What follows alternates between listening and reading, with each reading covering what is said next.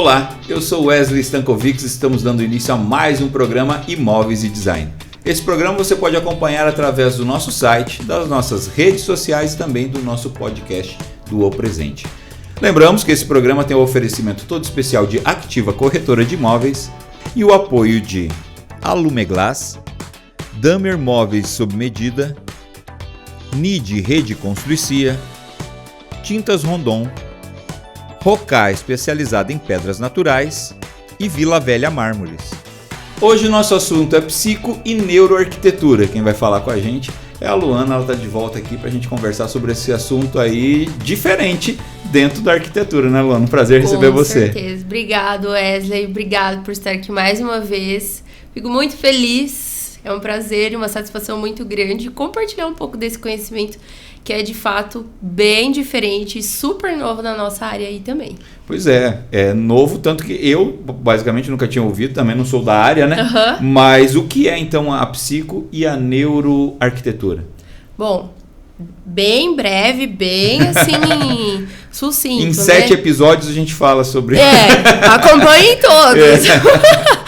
A psicoarquitetura, ela tá voltada para entender como que a nossa mente funciona. Uma coisa mais subjetiva. E a neuroarquitetura, ela tá voltada para entender como o nosso cérebro funciona. Então, algo mais palpável, mais maleável nesse sentido. Em breves palavras, né? Para não entregar tudo logo de começo. E como que elas se interrelacionam, assim, entre uma e a outra? É igual aquela história do arquiteto e do engenheiro, né? Então, a neuroarquitetura, ela vai entender como que o nosso cérebro reage a partir dos estímulos visuais, táteis, palato-olfativos que a gente recebe das experiências que a gente vive, né, e que a gente está inserido no nosso dia a dia ao longo da nossa vida. Como que ela impacta no nosso órgão, né, no físico ali, a gente tem como mensurar, né, no nosso cérebro. E já a psicoarquitetura, ela vai entender algo mais subjetivo, como a partir desses estímulos no nosso cérebro, algo físico, impactam em algo subjetivo, não físico, que é a nossa mente. Então, como a partir de um ambiente, a gente se lembra de uma determinada experiência que a gente teve na nossa vida, né? Então, dessa forma, elas interagem entre si. E por que é importante essa relação entre ciência e arquitetura para você acabar criando ambientes diferenciados assim?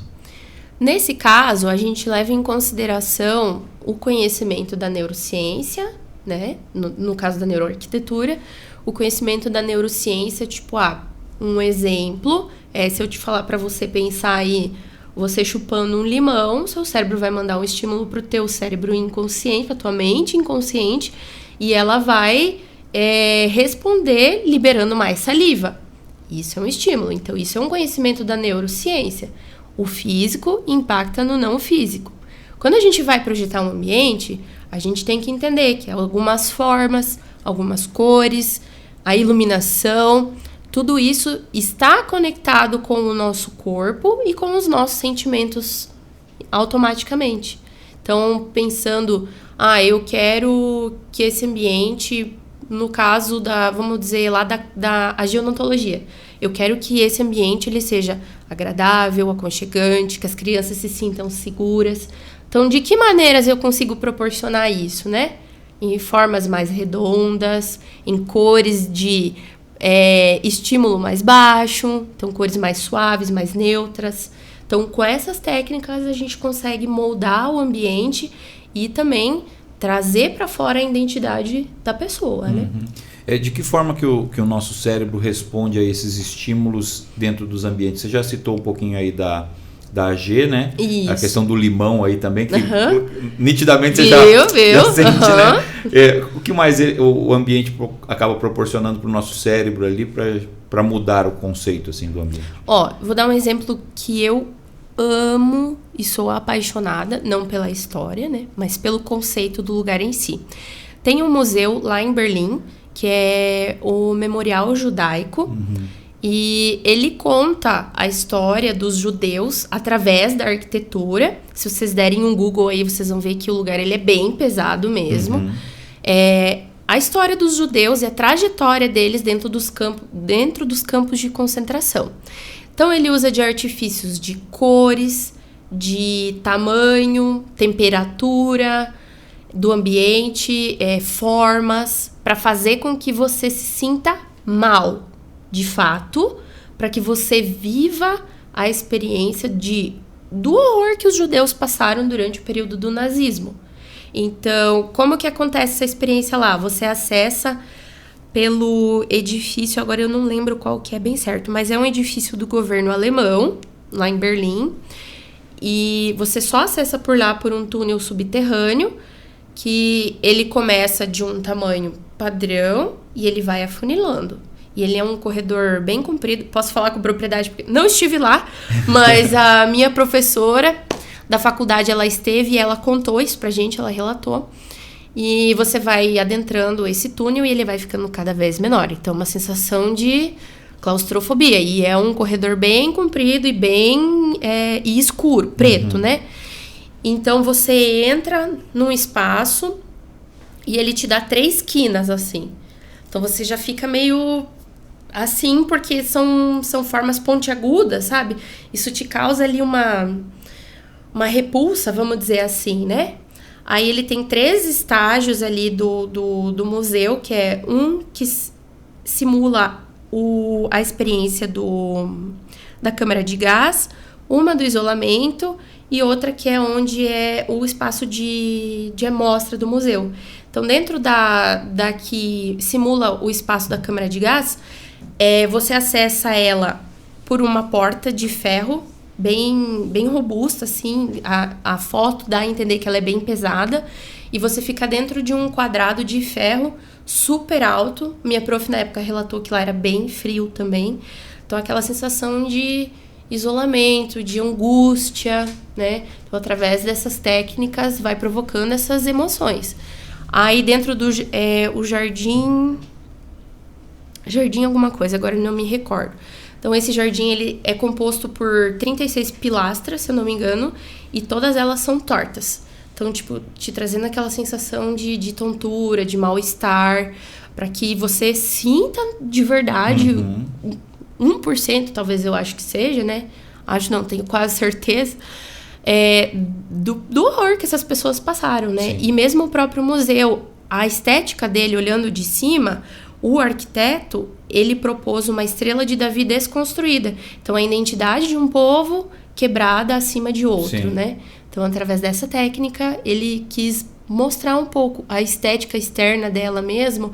Ela é cheia de rasgos, são janelas, assim, toda de ferro, né? De zinco.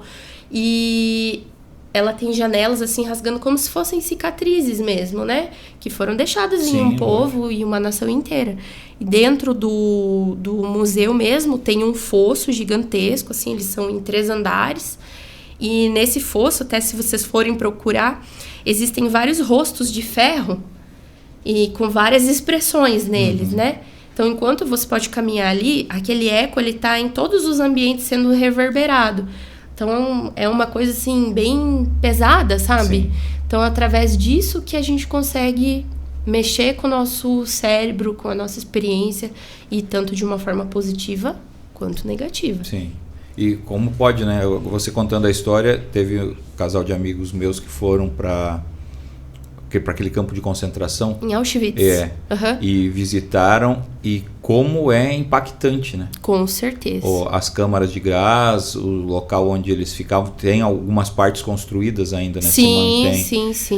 As covas coletivas. Cara, quando a gente para ouvir ou saber um pouco da história, é muito impactante. Com certeza. E como que o arquiteto tem a noção de recriar, né, um ambiente para que você se sinta também numa situação como essa, que nem se falou 1%, né? Deus o livre, né? A gente não quer colocar comparação, mas é interessante onde chega a parte da arquitetura. O impacto de fato, né? E agora, assim, pensando em algo positivo, a gente tem o exemplo da Catedral da Sagrada Família, em Barcelona, que inclusive, meu sonho, gente, quiserem me patrocinar, brincadeira. Mas se quiser. Brincadeira, mas nem tanto, né? O arquiteto de lá é o Antoni Gaudí. Ele é, inclusive, uma das minhas referências arquitetônicas, assim, favoritas, que ele se inspira muito nas formas da natureza para criar. Então, é uma catedral que ela conta a história de Cristo segundo a Bíblia, né?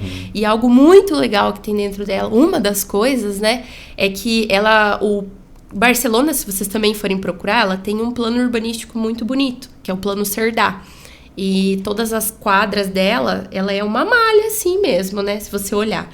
E é muito bonita. Ela tá num ponto onde uma lateral da catedral, ela pega o sol da manhã e a outra pega o sol da tarde.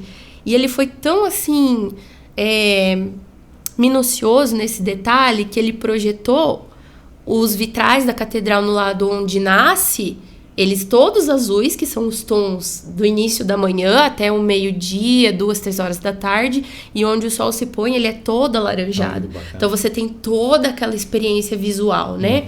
E ela tem 3 entradas principais, né? Então, cada fachada dessas, eu não lembro também os nomes agora bem certo. Elas contam o nascimento de Jesus, a vida dele com os apóstolos e a crucificação. E todos os entalhos na fachada foram feitos à mão. E tem esses detalhes, assim, que parece que não foi feito por alguém ali, sabe?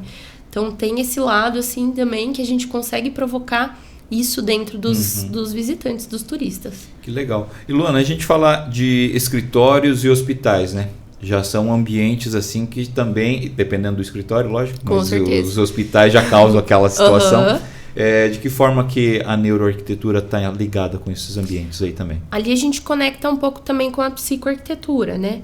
Por exemplo, a criança, um exemplo mais, não tosco, né? Mas mais comum, a criança sente muito medo. Vou levar uma injeção, já quero sair correndo. Então, até hoje, existem lugares, né? E hospitais que eles se preocupam com essa experiência da criança, né? Para que isso não vire um trauma lá na vida adulta dele, que ele evite de tomar suas vacinas, por exemplo, por causa de uma experiência negativa lá no início da vida dele. Porque, querendo ou não, o nosso cérebro, ele registra esses impactos, né?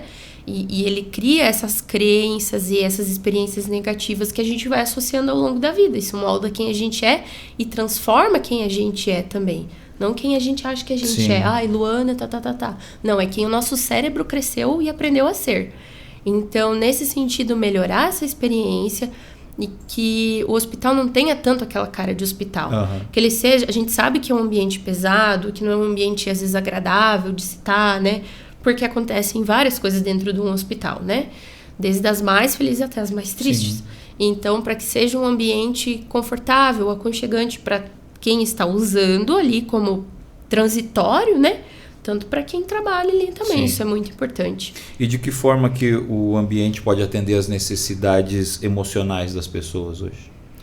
Dessa forma como eu comentei, a gente trabalhando o que a gente quer proporcionar dentro desse ambiente, né? Quais as sensações que a gente quer provocar? Então, um exemplo, em 1976, se eu não me engano, a OMS levantou a síndrome do edifício doente, que são edifícios, foi feito um estudo com um grupo de pessoas que trabalhavam em escritórios fechados, que elas começaram a apresentar alguns problemas recorrentes, dor de cabeça, cansaço, fadiga. Então eles começaram a pensar, poxa, o que será que minha equipe está ficando tão cansada, numa exaustão tão grande dessa forma? Então, é o meu escritório que não está adequado, não está preparado, não tem uma iluminação natural. Isso ajuda muito para o nosso corpo, a regulação do nosso relógio biológico. Então, uma planta, a gente ter uma conexão com o verde, isso faz muito bem porque está ligado ao nosso inconsciente e ao nosso cérebro primitivo também. Então, essas técnicas a gente consegue promover essa sensação de bem-estar. Às vezes é coisa simples, gente. Por exemplo, vou dar um exemplo para vocês que eu fiz na minha casa. A gente fez uma gambiarra natalina. A gente pendurou um pisca-cascata no teto. E daí ontem eu cheguei em casa, sentei, fizemos uma pipoca e um tererê. Deixamos só o nosso pisca ligado. Gente, pensa numa coisa gostosa, assim. Você tá sentado e... Nossa, que delícia, eu quero ficar aqui para sempre. Então, não precisa ser, tipo, o mais luxuoso, o mais incrível, o mais tudo. precisa ser bom para você. Isso é o sucesso do projeto. Você citou aí já algumas situações, né? Eu queria saber se tem mais alguma coisa que pode influenciar nesse ambiente agradável, que traga emoção, que traga algo sensorial para você. Como que isso poderia acrescentar também dentro do projeto? Olha, se você quer fazer uma coisa bem fácil e não tão custosa de início, comece experimentando trocar a iluminação da sua casa. Tem gente que fala, já comentei até aqui nos outros episódios, né? Iluminação amarela não ilumina. Gente, não. Nosso corpo, ele tá programado para agir e acordar conforme a luz que tá no céu. Então, logo de manhã a gente tem essa iluminação mais branca, que é a iluminação do nascer do sol até ali o meio-dia, que é o pico de iluminação que a gente tem no céu, né? E de tarde ela começa a ficar mais amarela. Mas o que isso tem a ver? Nesse período da manhã até o meio-dia, 2 horas da tarde, que a luz ela tá mais intensa, é o pico do nosso corpo, onde ele tá mais ativo, mais em alerta. A luz, ela transmite isso para o nosso corpo, isso é algo natural. Não estou inventando nada aqui. Uhum. E a partir desse momento, quando a luz começa a ficar mais amarela, o nosso corpo naturalmente vai entendendo que a hora do descanso está próxima. Porque a luz ela vai diminuindo de intensidade e vai ficando mais laranja. Então isso muda um pouco a química do nosso cérebro. E é algo simples de se fazer, né? E vai te trazer ali uma qualidade... pode ser que de imediato você nem perceba. Mas você vai começar, por exemplo, dentro da sua casa, implementar isso. E a partir do momento que você chega em um ambiente... à noite na casa de um amigo seu, você vai lá e tem uma luz branca, você já fica assim... meio... estranho por causa daquela luz. Sim. Então é algo muito fácil e simples de se fazer e vai melhorar a tua vida ali em 100%. Aí tem pessoas que falam, eu acho que isso não influencia em nada. Aí o cara tá lá 2 minutos antes usando o celular com uma luz branca que é hiper estimulante e que vai zoar o teu sono. Então ter esses cuidados, 1 hora antes, deixar o celular antes de dormir, que o teu cérebro vai desacelerando aos poucos. E você vai ter uma qualidade de sono ainda melhor. E quais são os principais impactos positivos hoje da psico e da neuro para você ter um projeto de ambientes mais agradável? Assim? Gente, assim, total, né? Você vai ali num ambiente que... vou dar o exemplo da clínica mesmo, né? A gente melhorar um atendimento e fazer com que a criança se sinta bem, segura, não tenha medo, isso já é um impacto extremamente positivo. Ou, vou citar um exemplo aqui da Casa Gaza, né? Inclusive foi o meu tema de TCC. Lá dentro a gente consegue ver várias referências de tempos arquitetônicos, períodos arquitetônicos diferentes. Então, uma sensação, muita cor, muito estímulo também. Às vezes causa até uma estranheza, né? Quando a gente está lá dentro. Ou quando a gente está descendo lá dentro do bunker, né? Quem já teve oportunidade de ir até lá sabe do que eu tô falando. Então, é uma estranheza, mas a partir do momento que você chega lá embaixo, tem uma proposta diferente. E não foi nem um pouco intencional ali, né? Que o seu Gaza era um senhor muito estudado e conhecido, mas ele não teve essa proposta pensando nessas ciências, né? Sim. Porque elas são relativamente novas. A própria psicoarquitetura, ela é uma ciência novíssima. Ela foi implantada pela Giovanna Gogós, que ela é uma arquiteta brasileira, e até ela é minha mentora hoje. E ela começou estudando a psicologia e ela começou a perceber esses links entre como a arquitetura ela pode ajudar a promover essas sensações de bem-estar. Às vezes é uma pintura que faz toda a diferença dentro da sua casa, que vai te trazer essa sensação de pertencimento maior, né? Tem gente que fala, eu odeio ficar na minha casa, eu amo sair, mas daí tu entra na casa da pessoa lá, é um treco todo branco, só tem tua cozinha, teu sofá, tua TV. Pô, será que é por isso que você não fica em casa? Porque ela não carrega nenhum tipo de identidade tua lá? Pode ser por isso. Um outro exemplo também. Você mora dentro de um cubículo branco e cinza. Aí você sempre procura que lugares para viajar? Uma praia paradisíaca, uma cabana dentro do mato, né? Então a gente começar a pensar nisso. Se eu vou viajar e penso num lugar assim, por que eu não posso transformar 5%, 10% minha casa, o meu local de viver no dia a dia ali um pouquinho disso? Isso já vai fazer uma diferença gigantesca na sua vida. Legal. Luana, para a gente finalizar, aquelas dicas básicas do final do programa, né? O que você indicaria para as pessoas aí para trabalharem melhor essa psico e essa neuroarquitetura dentro dos seus ambientes, além, lógico, de contratar um profissional para ajudar mais sobre isso? Com certeza. Diria para você vir conversar comigo para a gente trocar uma ideia e entender um pouco mais quem você é. Através da psicoarquitetura existem um leque de opções para a gente entender quem você é, através de arquétipos, de identificação de identidade, onde a gente vai conseguir enxugar o máximo de quem você é, da sua identidade e da sua persona, e traduzir isso dentro de um projeto, e que vai fazer sentido na sua vida e na vida das pessoas que você ama. Isso aí é um assunto mais... Cabeça. Mais cabeça, um papo mais diferenciado para esse programa de hoje, mas para vocês verem o quanto de informação que a gente tem para levar para todos vocês. A arquitetura não é só o que a gente imagina, né? Tem várias ramificações aí. A gente vai trabalhar com todos esses assuntos aqui neste programa que foi feito especialmente para você. Luana, obrigado, tá? Obrigada, gente. Obrigado, Wesley. Fico muito feliz de estar aqui falando de algo que eu sou apaixonada, que é a psico e a neuroarquitetura.